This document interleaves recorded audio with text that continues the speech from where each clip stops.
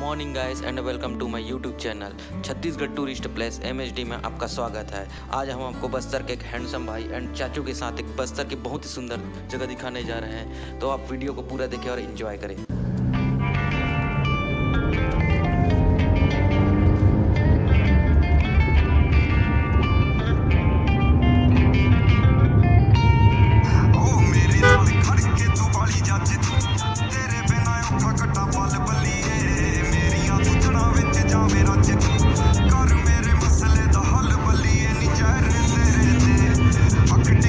झरने से मात्र 20 किलोमीटर की दूरी पर है। जैसा कि हेमंत भाई ने बताया, यह सफ़र काफ़ी लंबा और रोमांच भरा होने वाला है, इसलिए हम लोग आगे के खाने और पीने के लिए सामान यहीं से ले लेते हैं, क्योंकि आगे खाने पीने की दुकान मिलने की संभावनाएं नहीं के बराबर है।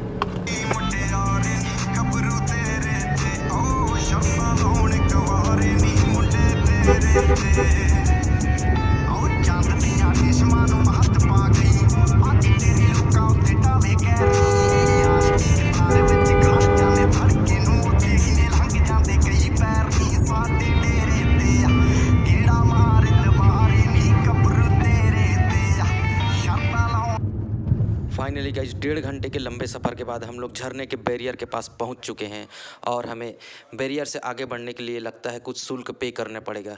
आइए देखते हैं मैडम से पूछ के। तो दोस्तों, यहाँ पर कार पार्किंग का शुल्क 30 रुपये लिया गया और पर पर्सन 20-20 रुपये लिए गए। यहाँ पर यानी कि टोटल 90 रुपये लिए गए हमसे। अब यहाँ तक आ ही गए हैं तो हम लोग 90 रुपये शुल्क के लिए पीछे नहीं हट सकते, इसलिए हमने शुल्क पे करना सही समझा और आगे झरने की ओर बढ़ने लगे।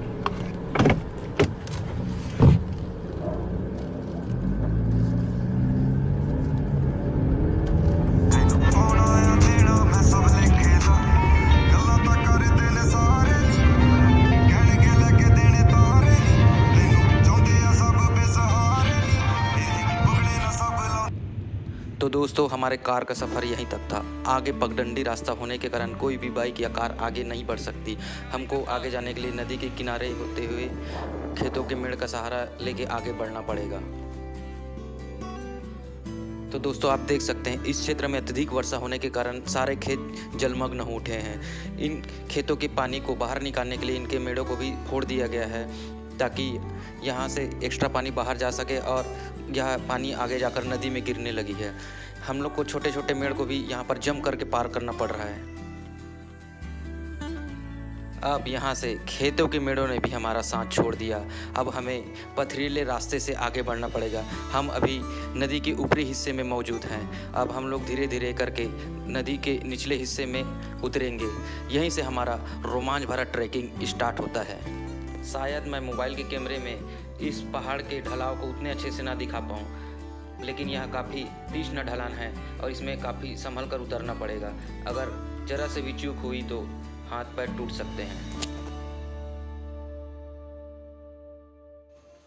आप देख सकते हैं यह ढलाव होने के कारण ऊपरी हिस्से का पानी धीरे धीरे करके नीचे रिस रहा है, जिससे पत्थरों में पूरी तरीके से काई जमी हुई है। यह रास्ता काफ़ी फिसलन भरा है और यहाँ पर शायद ही कोई ट्रैकिंग के लिए आता जाता होगा, लेकिन हमने ट्रैकिंग करने का रिस्क उठाया है ताकि हम लोग झरने का आनंद ले सकें। हमारे साथ साथ आपको भी बेहतरीन खूबसूरत बस्तर के इस खूबसूरत झरने का दर्शन करा। ढलान से उतरते समय हमें किसी के द्वारा छुपाया गया करील दिखाई दिया। हमने करील को वहीं पर ही छोड़ दिया और आगे बढ़ने लगे। यह करील बाँस के छोटे छोटे पौधे होते हैं, जिसे सब्जी के रूप में उपयोग किया जाता है। ढलान से नीचे उतरने के बाद हम लोग नदी के तलहटी पर पहुंच गए। यहाँ पर नदी की तलहटी कुछ दूर तक समतल ही दिखाई दे रही है। यहाँ से हमारे ट्रैकिंग का तीसरा पड़ाव स्टार्ट होता है। पहले पड़ाव में हमने खेतों के मेड़ों को पार किया, दूसरे पड़ाव में हमने एक ढलान को क्रॉस किया। अब तीसरे पड़ाव में हम लोग नदी पर पहुँच चुके हैं और नदी में पथरीले रास्तों के सहारे आगे बढ़ेंगे। मेरे साथ साथ आपको भी नदी नज़र आ चुकी है। कैमरे में देखने पे ऐसा लग रहा होगा जैसे कि नदी में पानी का बहाव बहुत कम है, लेकिन ये ढलान से उतरने के कारण पानी का बहाव बहुत तेज़ है। अगर हम बीच पानी में खड़े हो जाएं तो हमें गिरकर चोट लगने की संभावनाएं बहुत है। इसलिए हम लोग एक किनारे होकर चलेंगे जहाँ से हमको पत्थर में पैर रखने के लिए जगह मिल जाए। यहाँ काफ़ी बड़े बड़े पत्थर हैं और चप्पल के साथ चलना यहाँ मुश्किल नज़र आ रहा है, इसलिए मैं चप्पल खोल लेता हूँ और खुले पैर चलने की कोशिश करता हूँ। इन पत्थरों के सहारे आगे बढ़ते हुए हमें काफ़ी समय लग गया है, क्योंकि हम लोग धीरे धीरे आगे बढ़ रहे हैं। पत्थर को बारीकी से चेक करना पड़ रहा है, क्योंकि हिलने डुलने वाला पत्थर होने की स्थिति में हमारे गिरकर चोटिल होने की संभावना अत्यधिक होगी। अगर यहाँ पर हमको चोट लग जाती है तो यहाँ पर मेडिकल टीम पहुँचने में लगभग 2 से ढाई घंटे लग सकते हैं और शायद यहाँ तक पहुँच भी ना पाए। अब मुझे नदी के एक किनारे से दूसरे किनारे जाने के लिए इन पत्थरों का सहारा लेना पड़ेगा। ये पत्थर पानी में भीगे होने के कारण काफ़ी फिसलन भरे हैं, हमें संभल कर कदम आगे बढ़ाना पड़ेगा। ट्रैकिंग करते हुए आधे घंटे से ऊपर का समय बीत चुका है और सभी के चेहरों में थकावट दिखने लगी है।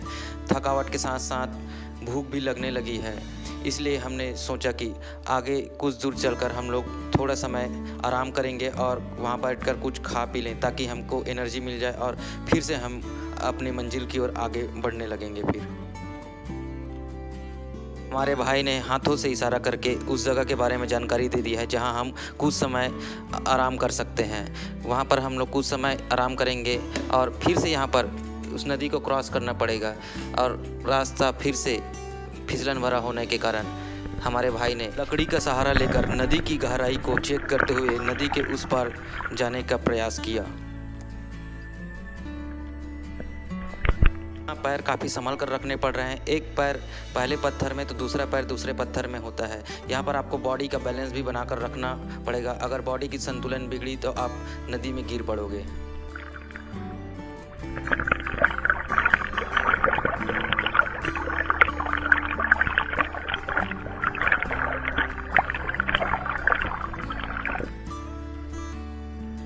तो दोस्तों, यहाँ पर हमने 15-20 मिनट आराम कर कुछ खा पी लिया, जिससे हमारे शरीर में एनर्जी आ गई और हम लोग आगे अपनी मंजिल की ओर बढ़ने लगे।